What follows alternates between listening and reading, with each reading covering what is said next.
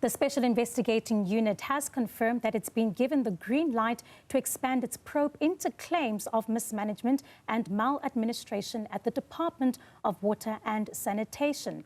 The department's Drop the Block project will form part of the probe.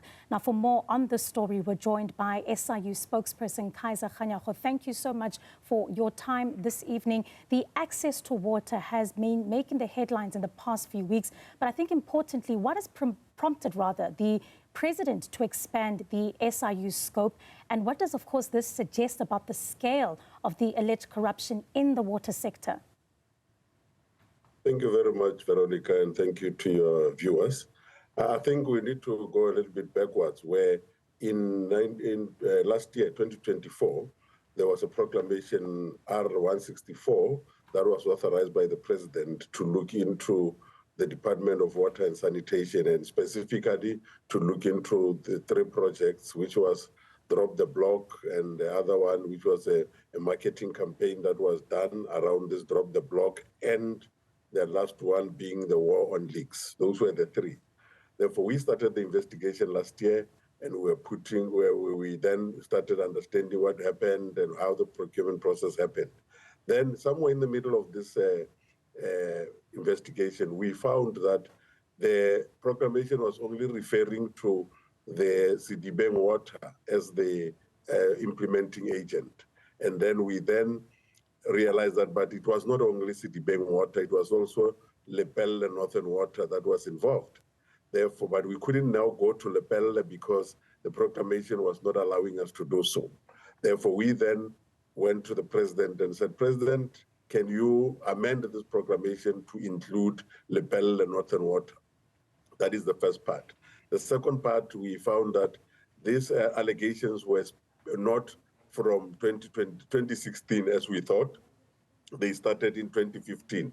Therefore, we then requested the president to then take the proclamation back to January the 1st, 2015, so that we can get to the bottom of what really happened. And those are the two major changes that we wanted from the president, and that will allow us to achieve what we want to achieve. And what specific concerns stood out from the Lepelle Northern Water Board that warranted its inclusion? Yes, they were also part of the what we call implementing agents, because these companies that were brought in were appointed by Lepelle Water and Sedibeng Water, not directly by the department, because those two were then implementing agents for the department. And that is why it was important for us to then have them in the proclamation so that we can investigate the procurement processes that happened at Lepelle Northern Water the same way as we are doing with Sedibeng Water. Because if we had not added it there, you know, our country is full of people who are serial litigants. They will then take us to court and say, you have overstepped your mandate in terms of the proclamation, and that is why we are where we are now. Therefore, we don't want to allow for such. That's why we went for an extension of the proclamation, and it was signed on the 12th. Or it was gazetted on the 12th of September 2025.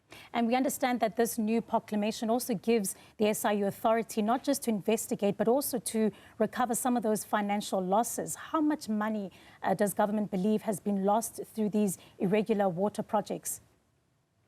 Yeah, at the moment, we can't quantify, except to say, for an example, this particular one of Drop the Block, it was that project where they had to buy over 1 million blocks that they have to put in the toilet sinister, where we pour the water, so that when you flush, it can save you about 2 liters of water for every flush. Therefore, you understand, if we are talking 1 million of those that needed to be bought, and they are not going to be R1 each.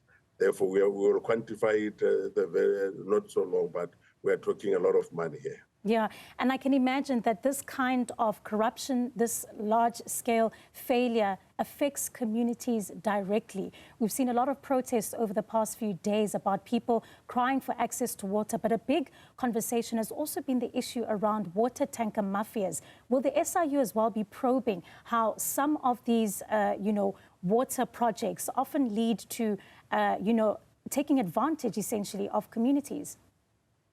No, definitely. We have seen, we have done a lot of investigation in water affairs, and we found, for example, there's the one in Swande, the Rival, where people were not getting good clean water. There was the issue of Giyande, where communities were not getting water. The issue of mafias are coming up. We will look into the procurement part, because we are told that these people just make sure that they interfere with the pipes so that they are able to be given this contract. And those are the things that we'll look into, because water is an essential commodity. Therefore, we need to make sure that the people of this country receive clean water, and that is part of what the Constitution says they must receive. Therefore, whatever is before us, we will investigate. If there is a need for us to recover the money, we will recover the money and make sure that it is used for what it was intended to. We are getting a lot of cooperation from the department, from the minister and the deputy ministers. Therefore, this is going very well. Therefore, we are hopeful that we'll get to the bottom of it very quickly. Yeah, and it's just shocking that people would find an opportunity to find ways to get some of these irregular, contracts through a means that is a life-saving source, essentially. And that, of course, is the SIU spokesperson, Kaizer Kganyago, speaking to us about the SIU's new proclamation being able, of course, to further broaden their scope into those investigations.